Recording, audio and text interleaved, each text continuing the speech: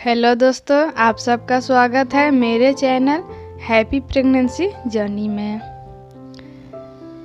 हर महिला गर्भवती होने के बाद अच्छी से अच्छी चीज़ों को अपनी डाइट में शामिल करना चाहती है ताकि वे स्वस्थ रहें और उनका शिशु चुस्त और तंदुरुस्त पैदा हो। गर्भावस्था के दौरान आपके शरीर में हार्मोनल असंतुलन होने के कारण आप अपने अंदर ढेरों बदलाव महसूस करती हैं। इन सभी शारीरिक और भावनात्मक बदलावों के बीच कई बार आप खुद भी परेशान हो सकती हैं कि आखिर आपको क्या खाना चाहिए और किन चीज़ों से परहेज करनी चाहिए।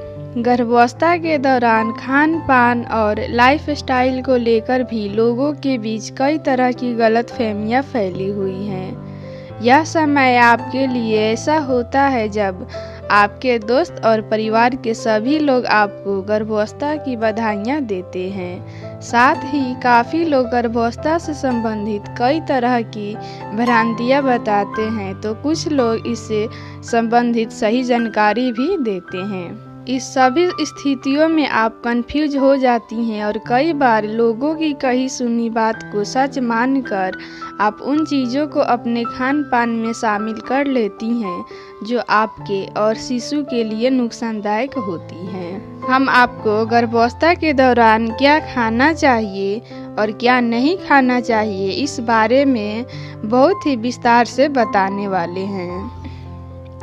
इन चीज़ों का सेवन करें। हरी पत्तेदार सब्जियां। गर्भावस्था के दौरान आपका सेहतमंद होना ही आपके गर्भ में पल रहे शिशु का स्वस्थ होना भी है।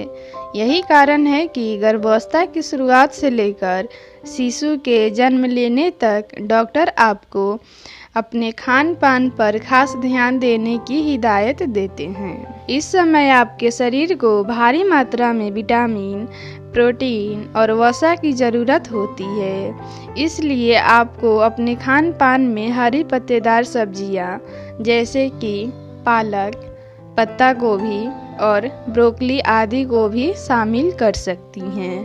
पालक में मौजूद आयरन तत्वों से गर्भावस्था में खून की कमी दूर होती है। इसके अलावा आपको बीन्स और शलजम को भी खाना चाहिए। इनमें फाइबर, प्रोटीन, आयरन और कैल्शियम की मात्रा अधिक होती है, जिनकी गर्भावस्था के दौरान बहुत ज़रूरत होती है।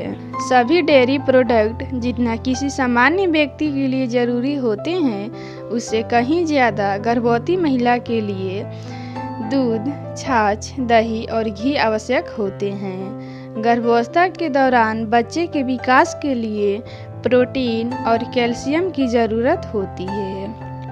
इसलिए आपको अपने डाइट में सभी डेयरी प्रोडक्ट को शामिल करना चाहिए।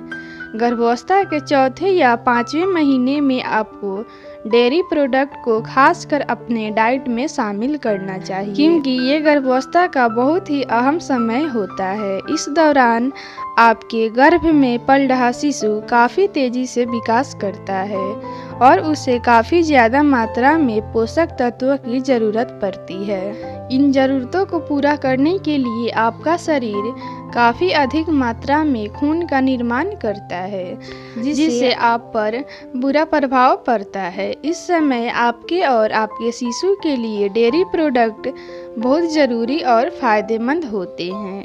अगर आपको किसी भी डेयरी प्रोडक्ट से एलर्जी या किसी तरह की कोई दूसरी परेशानी है या फिर होती है, तो आपको डॉक्टर से इसके बारे में बात करनी चाहिए।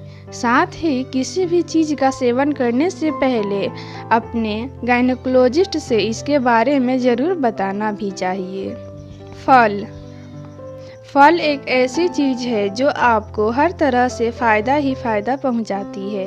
डॉक्टर हमेशा दिन में कम से कम 1 सेब, 2 केला और दूसरे भी फल का सेवन करने का सुझाव देते हैं। जब एक साधारण इंसान के लिए फल का सेवन इतना फ़ायदेमंद है, तो आप इसी बात से अंदाज़ा लगा लीजिए कि एक गर्भवती महिला के लिए फल का सेवन करना कितना आवश्यक और फ़ायदेमंद होगा। ताज़े फल और उनके जूस का सेवन गर्भावस्था के दौरान होने वाली आधे से ज़्यादा परेशानियों को ख़त्म कर देते हैं। सेब, तरबूज, संतरा, नाशपाती और इनके जूस को भी सेवन में लाया जा सकता है, लेकिन कुछ फल जैसे कि पपीता, अनानास और अंगूर से परहेज करना चाहिए, क्योंकि इनका असर बच्चे पर काफ़ी खराब होता है। अगर आपको किसी भी फल के सेवन को लेकर कोई कन्फ्यूजन है तो उसका सेवन करने से पहले डॉक्टर से उनकी राय जरूर लें और फिर उसका सेवन या उससे परहेज करें। साबुत अनाज। गर्भावस्था के तीसरे महीने में खासकर आपको अपने डाइट में साबुत अनाज को शामिल करना चाहिए, क्योंकि ये आपके गर्भ में पल रहे शिशु के विकास में बहुत बड़ा योगदान देते हैं। जैसे ही आपके शिशु का विकास शुरू होता है, उसे पोषक तत्वों की ज़रूरत होती है, जिसके लिए आपका शरीर खून को ज़्यादा मात्रा में बनाना शुरू कर देता है। ऐसे में आपके शरीर की ज़रूरतों को पूरा करने और आपको सेहतमंद रखने के लिए साबुत अनाज का सेवन आवश्यक है। इसकी पूर्ति करने के लिए आप अपने डाइट में ओट्स, कीवा, ब्राउन राइस आदि को शामिल कर सकती हैं। गर्भावस्था के दौरान गैस और कब्ज की समस्या होना आम बात है, लेकिन अगर आप साबुत अनाज को अपने खान पान में शामिल करती हैं तो ये आपके गैस और कब्ज को भी दूर करने में काफ़ी हद तक सहायता करते हैं।